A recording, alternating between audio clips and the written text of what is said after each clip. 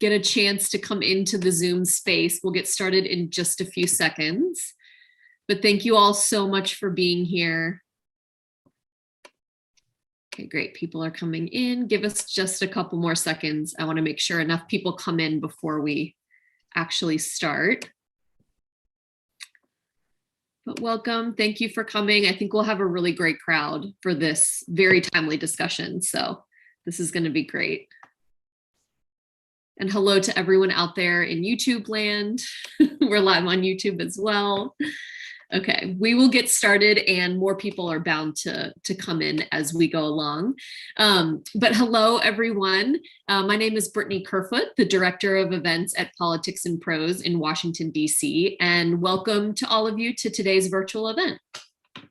I also want to thank our independent bookstore partner, Harvard Bookstore in Boston, for helping us put on this event. So if you are here from Harvard or Politics and Prose, thank you so much for supporting your local indie. I have just a couple of technical details to go over before we start. First, I'm going to drop links in the chat so you can purchase a copy of Inflamed from either one of the participating bookstores. So check the chat for that. I'll drop links several times so you don't miss it. And also, if you have a question for any of our speakers, please submit it in the Q&A space, and we will get to those probably in the later portion of the event. And you can submit questions literally at any time between now and the end of the event. Okay, it is now my absolute pleasure to introduce today's presenters. First, Dr. Rupa Marya is a physician, activist, composer, and an associate professor of medicine at the University of California, San Francisco. She is a co-founder of the Do No Harm Coalition, a collective of health workers committed to addressing disease through structural change. And of course, she is the co-author of today's book, Inflamed.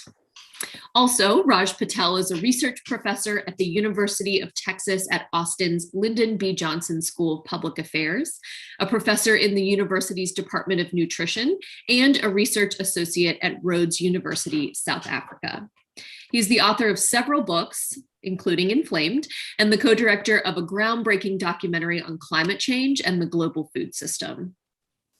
The authors will be in conversation tonight by renowned attorney and civil rights activist Walter Riley, who fought segregation in the Jim Crow South and is still fighting for racial equality in Oakland, California today. So please help me welcome this amazing panel of speakers onto your screens. Thank you, Brittany.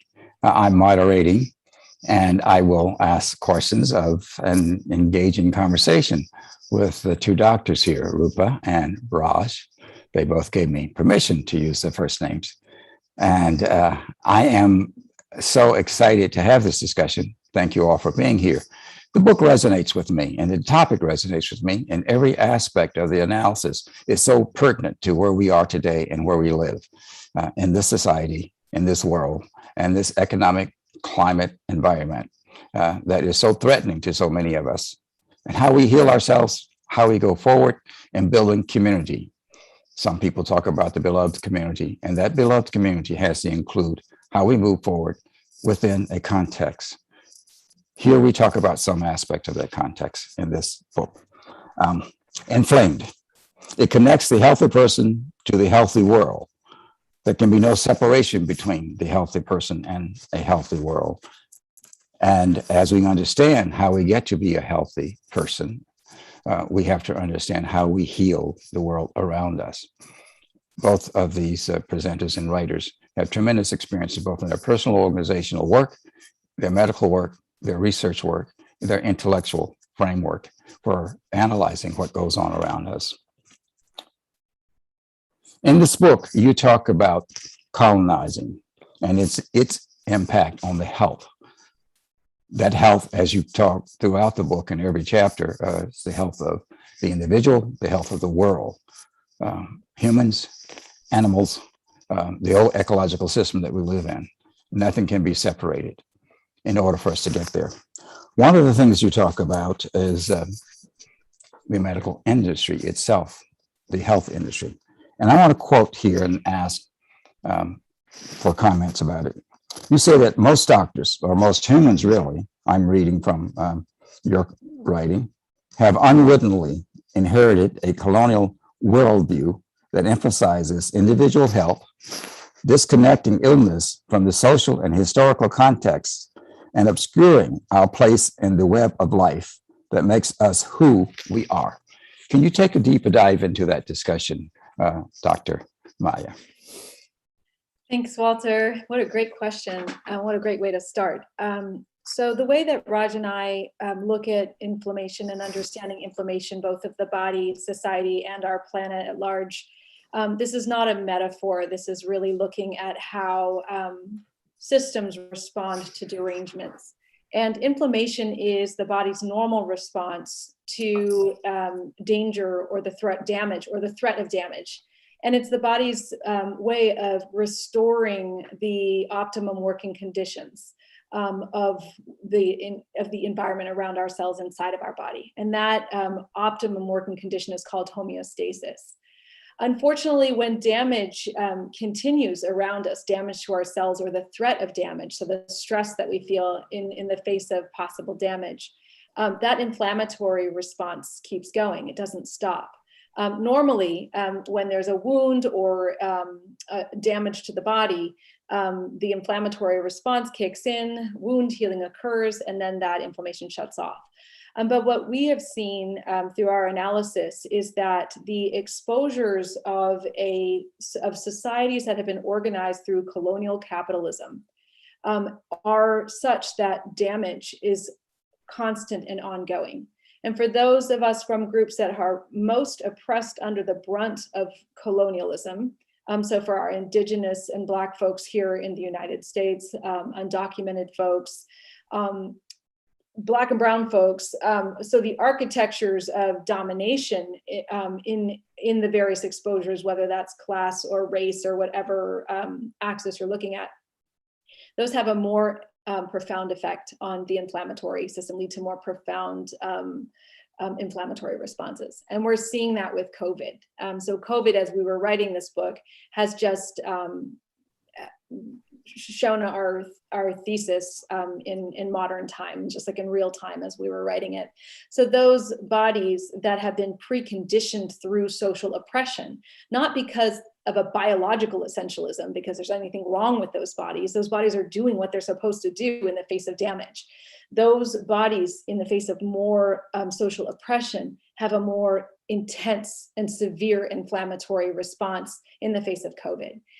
What is interesting about this idea is looking at the evolution of medical thought, of our understanding of physiology. So, back in the 1700s, when someone had a fever, they didn't really know what it was caused by. They didn't really know, they had very metaphorical ideas about fever and what was causing fever in the body.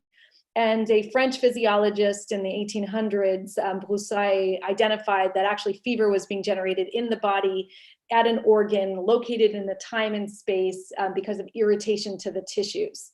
And that fever was generated through that interaction, that physiological, pathological interaction in the body.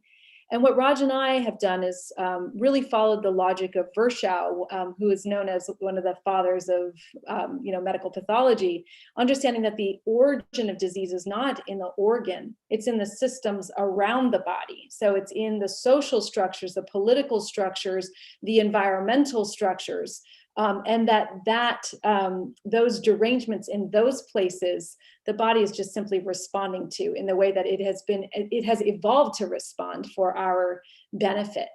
So when those systems are toxic, unhealthy, stressful, the body responds with constant inflammation.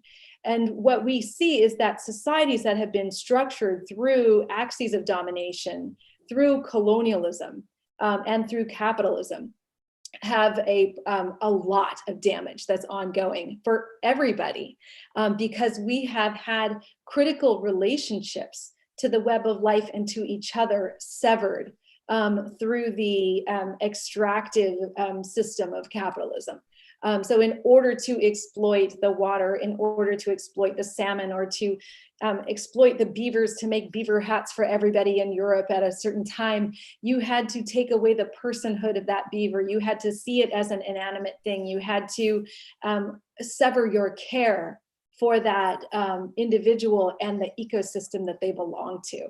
And so it's in the severance of care that is what we're calling the colonial cosmology. To have a culture that is created that actually doesn't force us to look at the suffering of another person and actually, give a damn. And so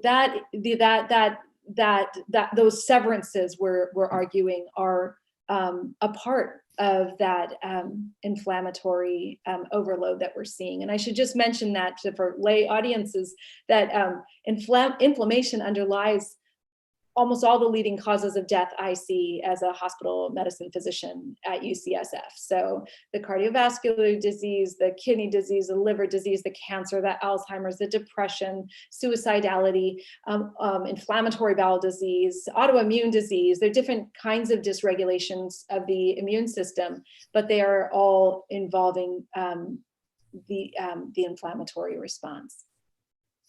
Raj, you also wrote in the introduction that colonialism affects you, whether you know it or not, living in it, and whether you are living in a settler colony in the Americas, in a part of the world controlled by European empires in Asia or Africa, or in Europe itself. The ideologies of modern colonialism are alive and well, and they're making you sick. Talk about how you got to that, how you two came together around that, maybe some of the present things. I mean, we were talking before about the eviction bill. So Walter, thank you for that question, and for that fits into where Rupa left off, which is the idea that, look, the body is behaving as well as it should in a broken system, and if society is sick, then bodies are sick too. So how do we diagnose the sickness of society? Well, we have to use political ecology. We have to use histories, not just written by white folk, but histories that are told through indigenous oral histories in what is now called the United States, and oral histories told through sort of networks of fugitivity around the world. And the story that we tell is one that really kicks off in 1492, where you have the sort of twin invasions of what is now the Americas, the Western Hemisphere, by Columbus, at the same time as you have ethnic cleansing beginning in earnest in Europe, particularly in Iberia, with first the ethnic cleansing of Jews, and soon the sort of ongoing war on Moors, and that sort of the sort of simultaneous moments of a racialized state and a capitalist frontier propagating across the Atlantic means that it transforms, this frontier, this capitalist frontier, transforms relationships on wherever it is articulated. So it's not just that relationships in the Western Hemisphere between indigenous communities and the web of life are transformed. Those relationships are transformed also back in Europe. And you see these experiments that take place in the colonial frontier propagate back into Europe, into the exploitation of the working class, for example, or experiments in the domination of women and the institutionalization of patriarchy and witch burning that begin in Europe. Find their way over to the Americas. And that history sets up a complex series of social hierarchies of enslaved people, of the sort of institution of the household and the patriarchy that's reproduced both there and at the level of the state, and of course the ongoing settling and dispossession and genocide against indigenous people who nonetheless resist. Now, what this means is that there are certain groups that you can predict in advance are going to be under far more duress: physical, psychological, emotional, psychic, and ecological. And one of the ways to think about that, and working with Rupa, it blew my mind how some of the data that I was playing with and reporting and trying to push back against in economics and political ecology has its correlate in the ways that the body behaves. So here's an example. We were talking about evictions and the eviction moratorium and its expiration. Well, what does that mean for people? Obviously, it means stress, and particularly it means financial stress. And in moments of distress, people may reach out and get a payday loan.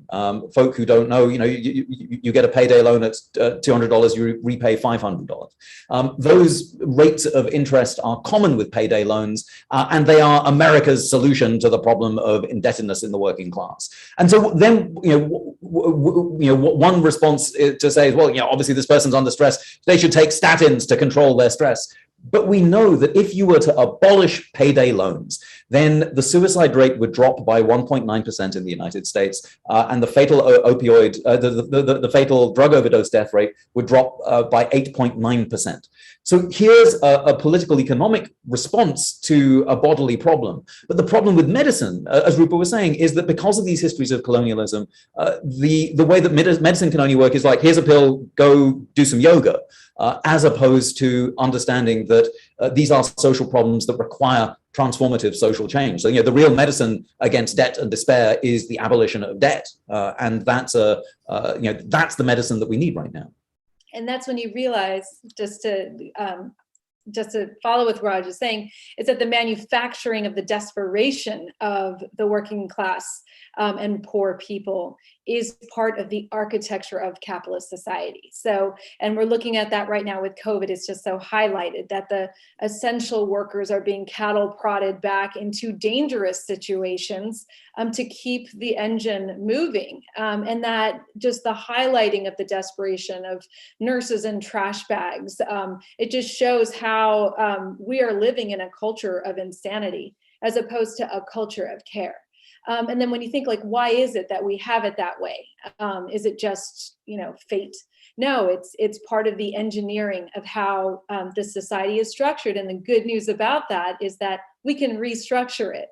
And for myself as a physician with diabetes, I can treat diabetes with an individual. I can balance their insulin or give them some pills or talk about diet and weight loss.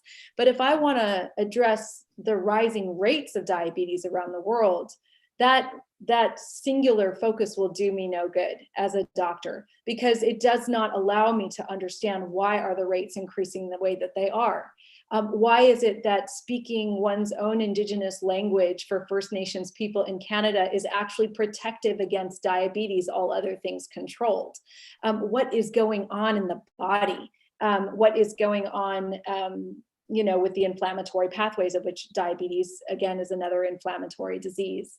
And so it's to me, that was the tremendously exciting part of writing this book, was recognizing the potential we have as healthcare workers to actually get at the root causes.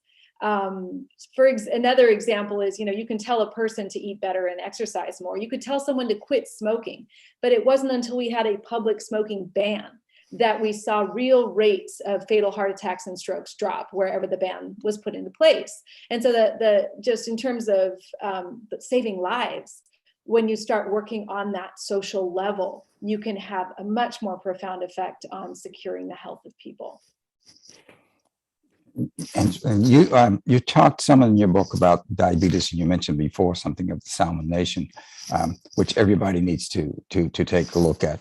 But could you tell that story again, one of you? The salmon nation and diabetes, and how that actually developed.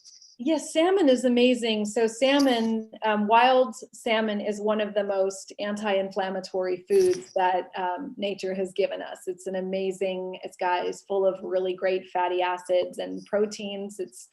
And the indigenous people in Salmon Nation, which runs up from what is now called Canada to what is now called down to California, all the places where the salmon run, those indigenous people knew the health benefits of salmon and continue to try to protect the salmon, as Chief Colleen Sisk just got done with the run for salmon. She is Winnemem Wintu from the base of Mount Shasta. And so, when the salmon were becoming endangered from overfishing, the solution from the colonizers was to come to the Winnemem Wintu and ask, like, how do we take care of these salmon? How do we help breed them? How do we protect them so we can have more salmon?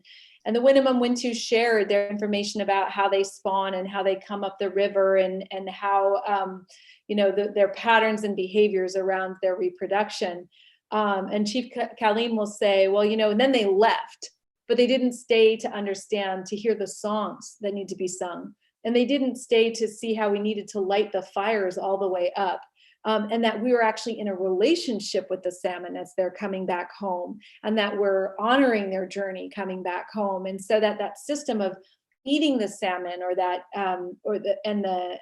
stewarding of the ecosystem that the salmon thrived in, was part of a system of relationships. It wasn't simply a, you know, fish oil pill that you could take. Well, so fast forward to now, we have farmed salmon, and the ways, if you look at some of these videos around how farmed salmon are farmed, and how salmon spawning is happening in some of these places, it's horrific. It's a complete, it's, you know, it's just a real sad thing to watch the fish being treated in this way. But farm salmon, in the studies that have been found, are actually less valuable as an anti-inflammatory food. And in some cases, depending on what they're fed in the farming situation, they are pro-inflammatory when you eat them. And farmed salmon in their close quarters, where they're not supposed to be, they don't live that way, in the wild, they're prone to viruses that actually cause inflammation in their own bodies. So colonial organization of food, looking at salmon, has taken one of the most beneficial anti-inflammatory foods and turned it into something that's pro-inflammatory, which was just shocking. And that has its impact on diabetes. So what was once a core food for California native folks is not there as an anti-inflammatory food in the same way. Profit motive creating health outcomes for people that change their lives, create great deal more suffering. That's been part of what's been happening. And in your book, you also write, in the colonies, Europe's imperial projects specifically targeted the foods and medicines of colonial subjects to make them easier to dominate. Through campaigns that merged official medical knowledge and armed forces, European missionaries and medics waged war on indigenous shamans and healers. Physicians were a part of the violent colonial project, bringing new medicines and conceptualizations that dissected indigenous peoples apart from their ways of knowing, and consequently from their health. Campaigns against witchcraft and the ignorance of colonized people were lessons of the brutal imposition of a colonial worldview. Talk about that some, and how that actually is something that we deal with every day here. I mean, I think we know it to some extent, but you have a lot more specifics and research here. Well, I mean, one example is, let's talk about the microbiome, just because it's a hot topic right now. There was something that appeared in the New York Times that I'm pleased to say, Rupa and I presciently saw this coming and called it out as bullshit ages before it was written. But here's the story. Because colonial capitalism has done such a fantastic job of exterminating the rest of the web of life, it is now the case that if you live in an urban area in the global north, and the epicenters of modern colonial capitalism, the living beings inside your gut and the biome, the sort of world, the ecology in your gut is denuded.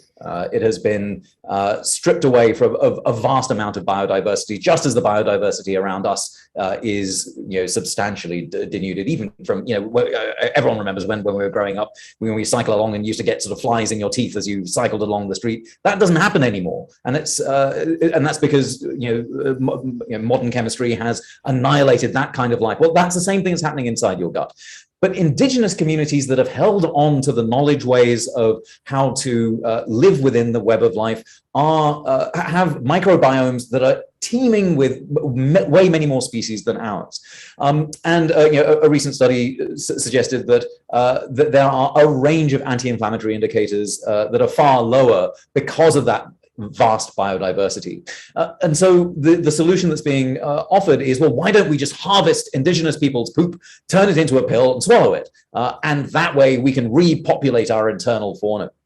And that is precisely what is wrong with medicine. It takes away the knowledge and the agency of healers in indigenous communities, and instead says, well, obviously these people don't know what they're doing. They don't know why they've got it so good, but they do, and we must take it from them because we're the people who can turn it into a pill, patent it, and make a ton of money out of it.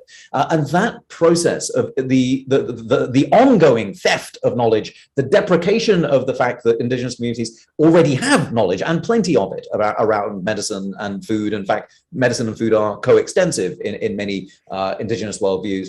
But then, to be able to just sort of steal it in the name of benefiting all humanity is precisely a reperformance of the way that colonial capitalism acted in the first place, of marching in somewhere saying, oh, that looks good, we'll take that, but you people are clearly idiots, you don't know why this is so good, and we must be on and you must be off. That kind of idea of there are only some people who can think and who can feel, and they are the colonizers, the men, the propertied men among them, and the rest of the world must bend to our will and our profit motive. That's precisely what's happening in our modern treatment of the microbiome. So rather than us in the global north learning the lesson of needing biodiversity around us all the time and putting an end to the profit motive that scalps away the life on which we depend, instead we just go steal someone else's because we've done a bad job of looking after our own. And that sort of belies the lack of understanding in Western science and Western medicine,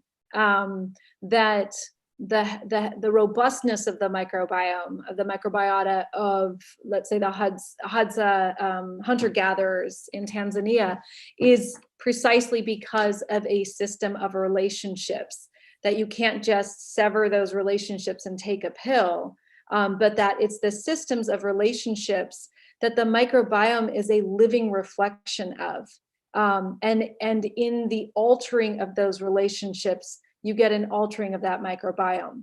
And what we're also learning, as Raj said, is that the microbiome, the gut microbiome, appears to be our first and best defense against inflammatory disease.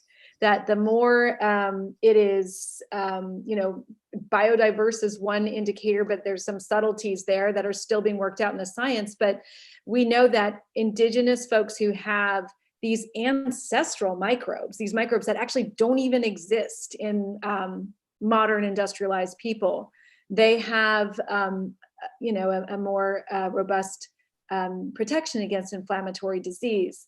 One of the most recent examples of colonial enforced, what is my friend Elle Frank, I was just talking to her today, she called it enforced cultural transvestitism. She's a Tongva artist.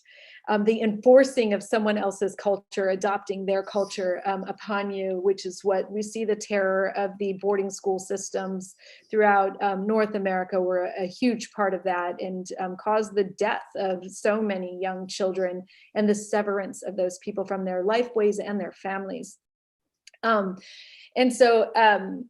In Ireland in 2001, a group of people who have been nomadic for about 1,000 years, the Irish travelers, who are genetically Irish and ethnically distinct minority group, who have been nomadic for at least several centuries, living with their horses and living in encampments and traveling in these large family groups.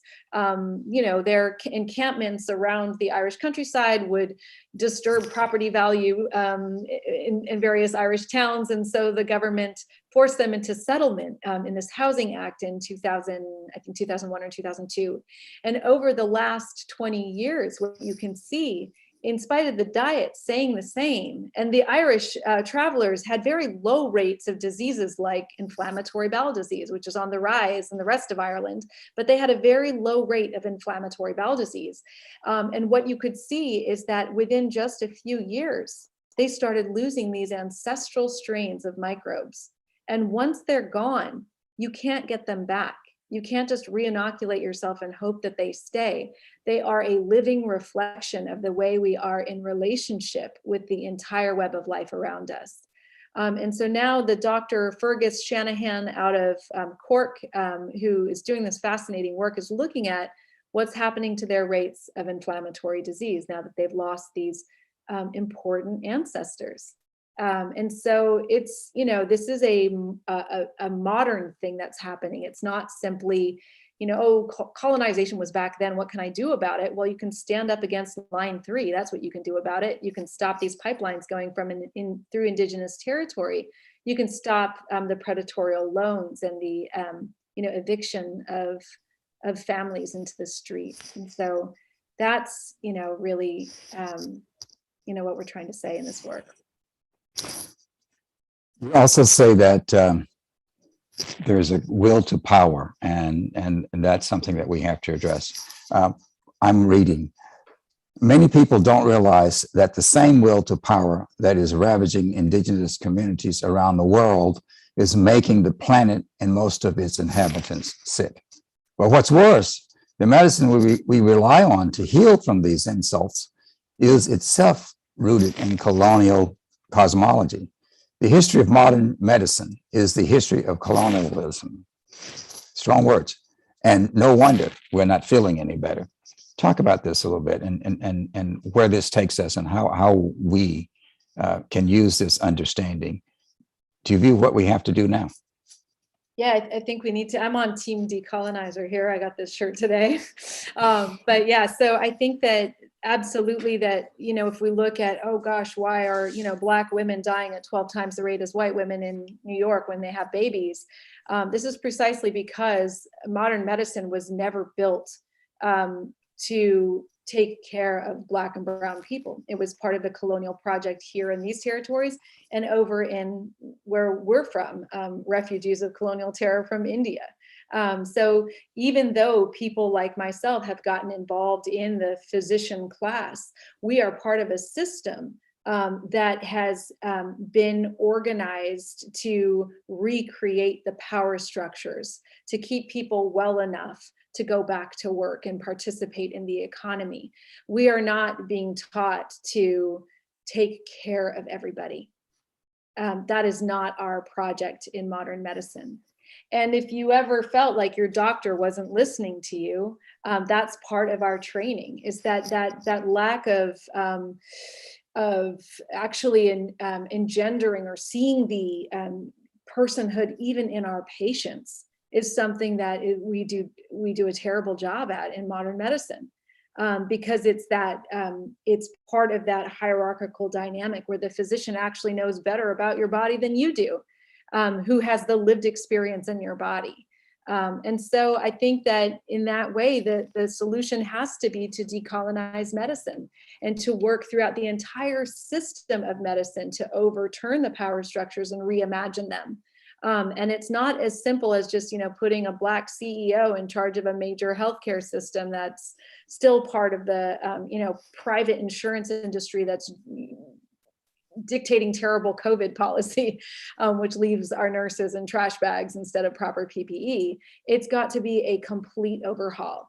One of the first steps that could be offered is just getting everyone access to healthcare, like Medicare for all. That's a first level policy change that we could do that would allow us to start shifting more different kinds of people into medicine with different agendas. And that means the agendas of people who want to see Black, brown, and other communities' health improve.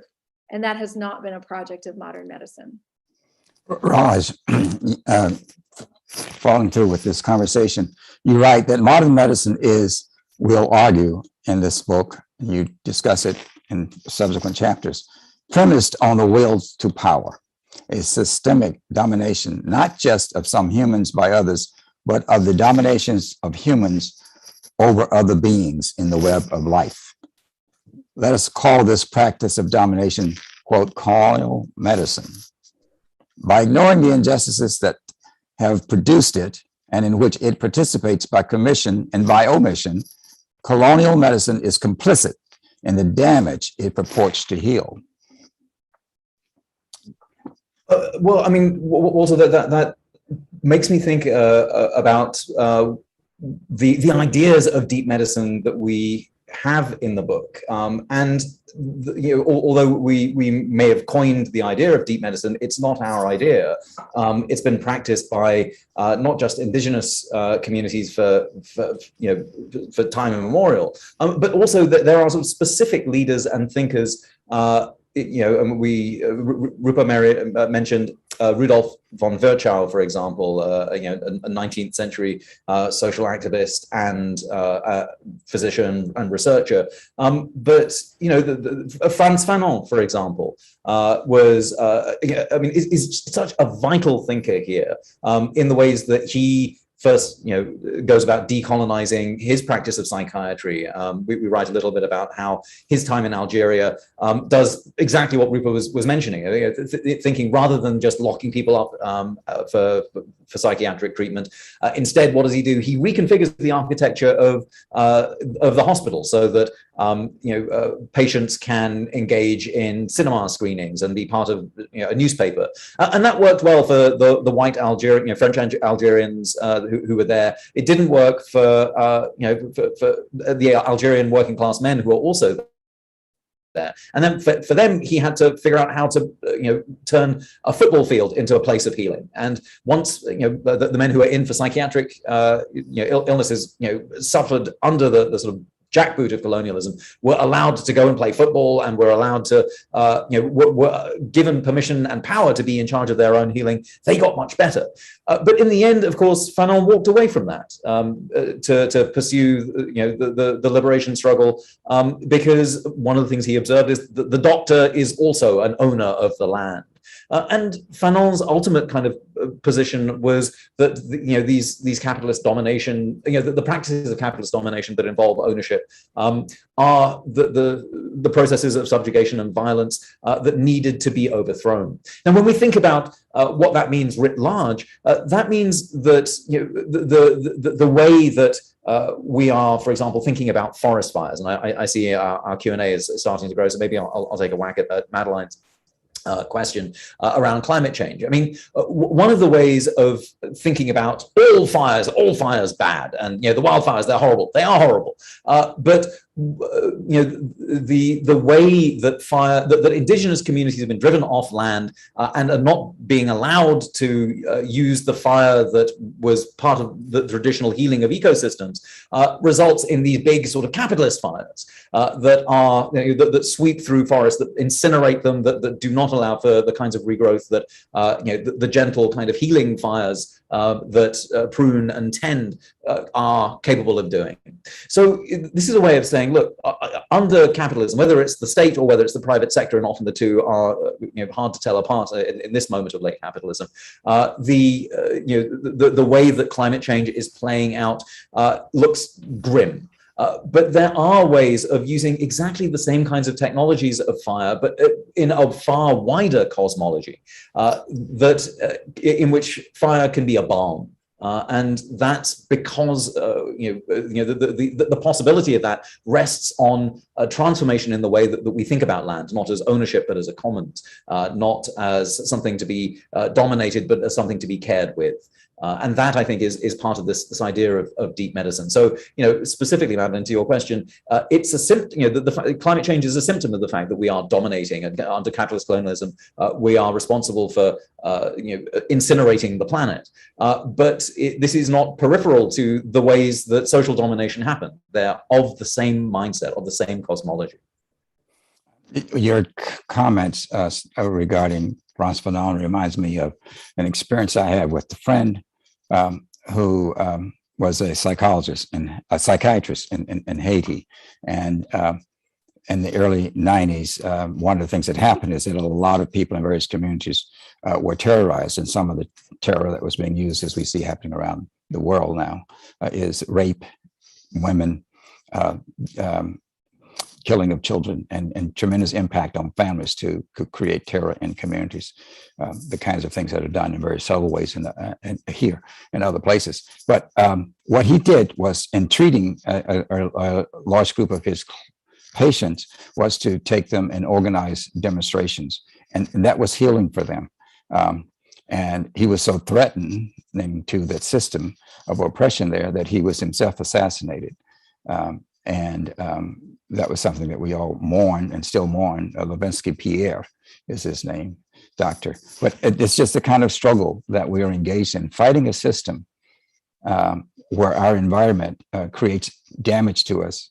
And one way to heal itself, or for us to heal ourselves, is to fight back.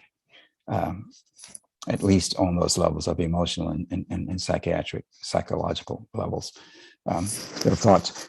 You talk about ways of how to get to justice, the anatomy of justice, and you talk about the kinds of diagnosis that's necessary, situates our damage and our healing more clearly in the past, present, and future. And this is what you're dealing with here as you go through this. You're talking about it. I was interested in seeing a number of other things here, which we won't be able to get to because we want to ask some questions. But just in terms of the idea that we are dealing with colonization, we're dealing with an aspect of a society that's built on economic and political power that we've talked about here. You mentioned, and you write a quote from Malcolm X, is that, what do you call second-class citizenship? Why? That's colonialization. They try and make you think they set you free by calling you a second-class citizen. No, you're nothing but a 20th century slave. And it's so important that you recognize that concept, and you use that quote in your book, and the way you go through this discussion here. There's just so much to talk about here. I want to get to some questions because people are coming up, but you have discussions about investment in climate change. In one chapter, you talk about that. You have another chapter where you talk about condolences and rematurizing the land. And you have another chapter, you talk about the color of medicine and beyond border medicine. Medicine's master race, tokenism versus transformation, how to decolonize a hospital. Take one of those topics. These are so important things that make this so important. Justice is medicine, is the medicine. And that is extremely important to think about how we get to that in this book, where you go through so many of these ideas. But justice is the medicine, not the chemical, not even the herb, but something else. Yeah, that phrase came from, Walter, a project that you were involved in, which was the justice study, where the community who is advocating for justice for Mario Woods, who was shot by SFPD, asked me to design a research project to answer the question, if a police killing is the wound and the medicine is justice, what happens to our health when that medicine is withheld? And you were part of our community advisory board who went through our survey and questions and ripped them up and reorganized them. And we released that survey to our communities. And the results we found were that there's widespread trauma. And what we know is that trauma is a huge driver of inflammation. And so you have to start to ask, how is police violence across the United States targeting Black and Indigenous and Brown folks? Part of the exposomes, so the sum of exposures in one's life that the immune system is responding to, how is this a toxic part of the exposome? And what we find is that it's incredibly toxic, which is why, 5 years ago, we were shouting that police violence is a public health crisis, because it's not just the person who's killed, who's obviously their life has been terminated, has been ended, but it's the ripple effect to everyone around that person, the family, the community, and then everyone who watches those on replay, that the trauma is widespread. And one of the surprising parts of that study for me was seeing that the rates of PTSD were similar for white folks and people of color, with Black and Brown folks experiencing the most detriment to their health, but everyone is being traumatized. Which is an interesting perspective, because justice is not just for the oppressed. It's for all of us to live in a healthier society. That the cost to our bodies of severing our care for one another is also registered in our bodies. We were not wired to be that way.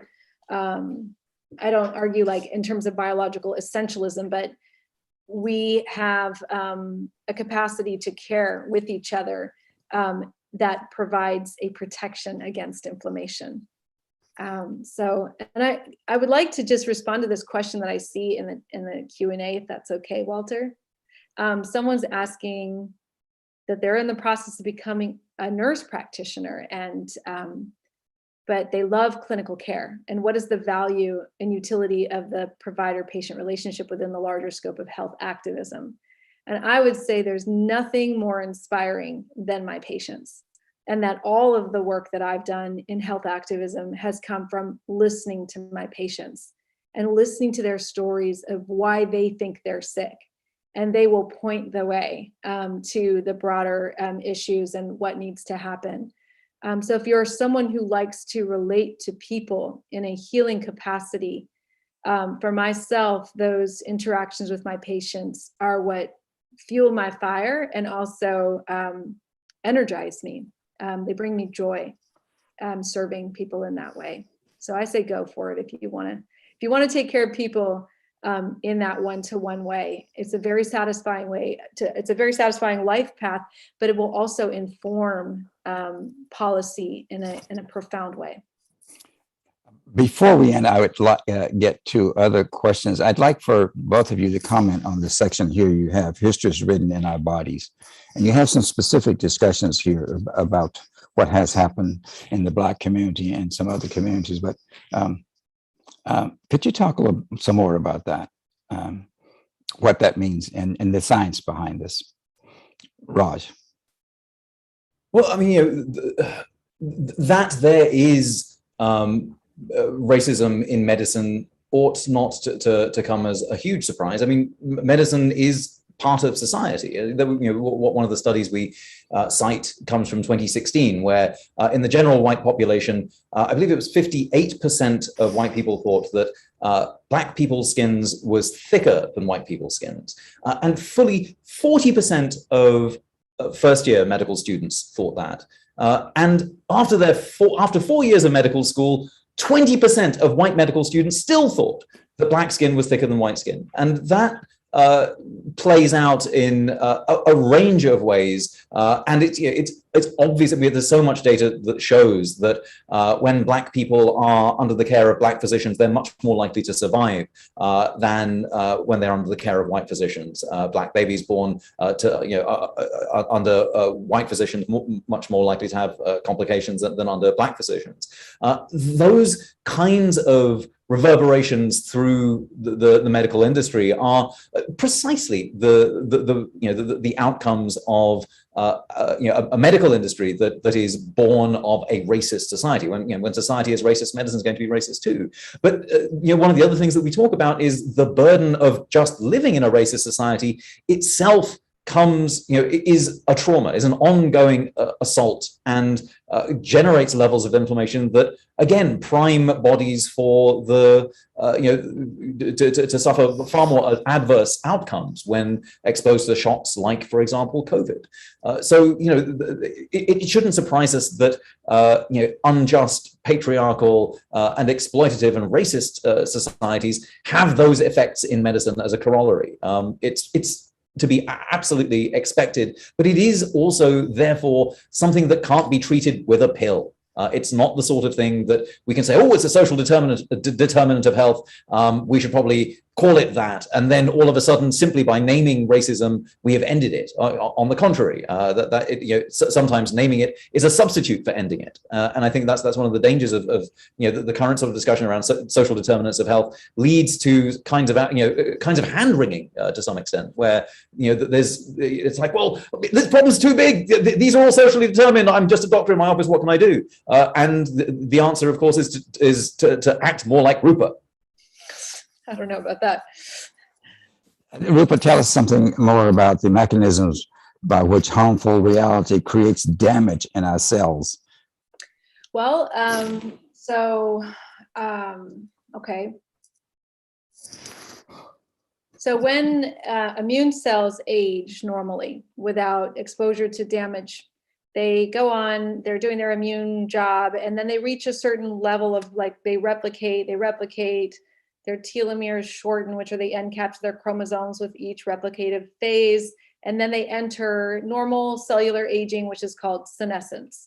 And they stop replicating, and then they just stay there until they're taken out of circulation. So that is what we would consider the normal aging of a cell. An immune cell that has been exposed to damage, repeated damage, whether it's environmental toxins or repeated stress and trauma, that cell, when it ages, enters a premature aging, a premature senescence. And those cells are more likely to be transformed into what is called a senescence associated secretory phenotype. It's a fancy way of saying they become a factory for pro-inflammatory molecules in the body. And what we're learning now is things like chronic kidney disease. Well, why are so many African Americans on dialysis, for example? Oh, is it just because they all just eat badly and can't control their diabetes? Part of it is the food system around folks, that the options for healthy foods aren't there. And the stresses of being Black in America are there. And another part is that these cumulative damages add up, and these cells become these pro-inflammatory driving cells, and they're driving all sorts of disease, whether it's in the brain with Alzheimer's, cardiovascular disease, kidney disease. So that's an interesting, for me, sort of a surprising way of seeing how damage is being translated down to the cellular level. And it is driving this pro-inflammatory response. And that, for me, as looking at that and listening to that or thinking about that, really drives home the idea that we must urgently get involved in restructuring social systems, that we're not going to have health outcome changes until we do that. And I look at Thomas O'Pre's comment, isn't it dangerous to write off modern science? Well, no one's talking about writing off modern science. We rely very heavily on modern science in this book, and we appreciate really, excellent work of our colleagues and quote them and cite them for hundreds of pages of notes in this book. So it's not about abolishing modern science. It's about the systems of domination around those projects, whether they be medicine or science. And to understand that power will dictate how the questions in science are asked, or who gets admitted to, as a possible research participant, so that we can make a general claim on all people based on this one, by white men or by, no women at all, or, so I think that these questions need to be looked at very carefully, and that no one would ever talk about, abandoning science. We love science. We love debate. We love pure debate, just as indigenous ways of knowing have done the same for thousands of years. And they amass their knowledges differently than we do in a Western society. But I do agree that it's important to bridge these knowledges together. And that's why I'm sitting here at a farm in occupied Pomo territory right now. I'm working with Sage La Pena, California native herbalist, on developing a practice of decolonizing medicine together, so that we take the best of what a Western medical perspective can offer and the best of what California native plant medicine can offer in these territories. And we see how we can create and bridge something that can be more powerful to healing different kinds of people. And I wonder if I can just jump in there to double down on the idea that, yes, we love science. We're fans of it. And this is, I want to answer James's question around, ways of knowing. Because again, as Rupa said, peer review, 2 thumbs up. We like that. And part of what we tell the story of in the book is how some people were prevented from being peers. So the Flexner report, for example, was a Carnegie a Carnegie Foundation funded report that essentially kind of brought German educational ideas to the United States with attendant racism, and basically policed who could be in a medical school and who was doing good medicine and who wasn't. And it turned out that Black people were generally not doing good medicine.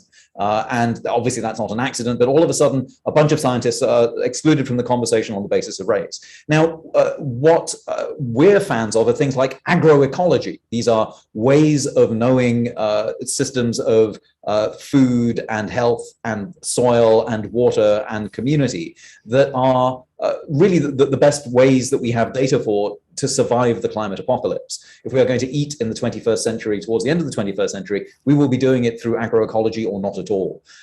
And those ways of knowing are unfortunately being policed right now. There's a big UN food systems summit sponsored by the Gates Foundation, among others, in which the knowledge of indigenous people and of peasants has really been sent to the back seat because their knowledge doesn't generate patents. You ask yourself, what's science? How do you know that something is science? Well, because it generates technology. Well, what's technology? Technology is the sort of thing that comes with a patent. But what about some of the best technologies we have for ending hunger and poverty? Girls' education. Where's the patent on that? And yet we know that societies that educate girls go off the charts in terms of welfare, in terms of wealth, in terms of a range of social indicators. But there's no patent for it, so it doesn't get called a technology. And yet the people who are practicing the best possible peer-reviewed scientific practices that generate the best outcomes don't get called scientists. So this is a way, James, of saying, yes, I think there are processes that do open the doors to more peers, but they are being fought rather viciously by those who hold the patents, because there will be money lost here, even though there will be collective social wealth gained. And the privatization of wealth, of course, is precisely what capitalism has been driving at. What we're doing in the book is showing how these boundaries between who can know and who can merely intuit are still with us today. And we're trying to abolish those boundaries, not to end science, but to make it better. There are a couple of questions in the box that you might want to answer, address. There's a couple addressed to you, Raj, and there's a one from Dennis Velez, maybe Rupa. Yeah, I would actually like to take on the standard, the social determinants of health. This is one of my little pet peeves, because at UCSF in our EPIC, in our electronic health records now, a group of people were getting together and saying, we need to, have social determinants of health in the chart. And I was like, that's awesome, let's do it. And what they came up with were little buttons, and one has a smoking cigarette on it, and the other has, glasses of wine clinking, and the other has, a house. Like, do they have housing? Do they have not enough food? And I would meet with them, and I'd say, this is really the wrong way to characterize this, because it's turning it into someone's poor habits, as opposed to why are they smoking so much and why are they drinking so much? Is it because they are trying to survive their anxiety in a society that is built to crush them? And that anxiety is real, and we medicate it, and people medicate themselves for it, but it doesn't get at the social determinants of health. So medicine has evolved to the point of now being able to name the social determinants of health, but we have not been trained on how to understand how they got there. And that's what we're doing with this book, is really offering a new level of diagnosis that incorporates history and lines of power. This is how this architecture was built, and this is what it is doing to our bodies. And then the next step is dismantling those structures. So you don't hear in any of the analysis around COVID and the race, how shocking the racial disparities of COVID, but you don't at any point hear anyone say, well, the Latinx community in California is struggling. Let's make sure they all have access to housing so their households can, they can spread out. Or let's make sure our farm workers have protection from the ICE raids. Let's abolish ICE. Let's make sure that people have adequate access to drinking water in Flint, Michigan. So these kinds of things, we can name them, we can see the charts. But I feel the reason we don't go that extra step is because medicine is a part of the problem, is that we haven't been trained to in the practices of abolition. And that is truly where medicine can become healing. And that is the hope for medicine. And I don't think it will be led through any initiatives of, white folks who want to feel better about themselves. It's going to come from, the Black and Brown and Indigenous students who are coming through medicine right now and who are pissed seeing their communities suffer the way that they are, knowing that there are solutions. And so I'm excited in that way for the future of medicine. Raj, a quick close for you, and then we're going to have Brittany come on. Well, I think that Rupa closed it perfectly, but really, I think that the way to end is just to thank you, Walter. You've walked with Malcolm X. You've led communities in a struggle that we're always learning from you. And I think to Dennis's point, the intellectual humility that we need has to is one that I know we would both like to show you as a movement elder. And thank you so much for sharing your wisdom and your time with us this evening, as well as everyone who's chipped in with questions and hung out to the end. Thank you. Thank you all. Brittany. Thank you, all three of you, so much for this really important and, like I said before, very timely conversation. Everyone who's watching, I have dropped links in the chat where you can buy the book Inflamed from Politics and Prose or Harvard Bookstore. So please check that out. It's very important reading. And just thank all three of you for so much for what you do to make our communities and this world better. It is it's so impressive, and you are vital. Thank you so much for having us, Brittany. Thank you for letting me be a part. Oh, we love you, Walter. Love you. Thanks.